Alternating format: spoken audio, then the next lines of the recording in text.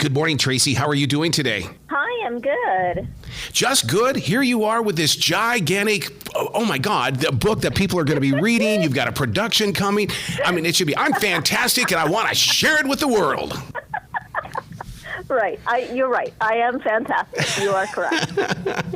You've put something together here that I'll bet you that nobody 10, 15, 20 years ago would have predicted. And yet here it comes. It's flowed through you. And now it's reaching us as viewers as well as readers. Right. Yeah. I mean, I think it's just luck and, being in the right place at the right time, kind of, that has gotten me to where I am with this particular story.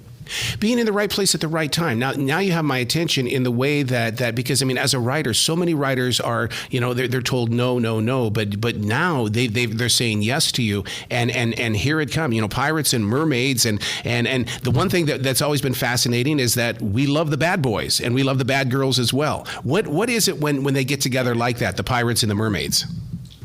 Oh, yeah. I mean, yeah, that's definitely a popular pairing. I have learned pirates and mermaids. I think, a lot of kids really, really love pirates. They love this idea of, like the kind of traditional swashbuckling pirate. They love how pirates say arg and grr and that sort of thing. And they also love the fantasy of a mermaid and mermaids being these creatures that can really do anything they want, right, under the sea.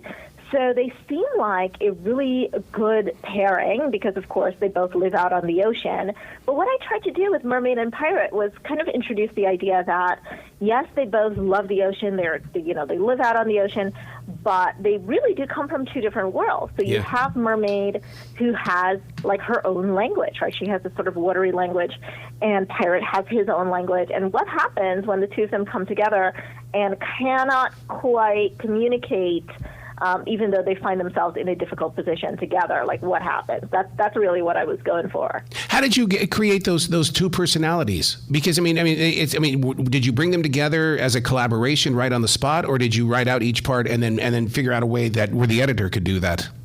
So, funny enough, I tend to have a lot of toys in my office, and I switch out my toys all the time, and have different toys around because I have so many that I can't have them all in the office all at the same time because my office is kind of small.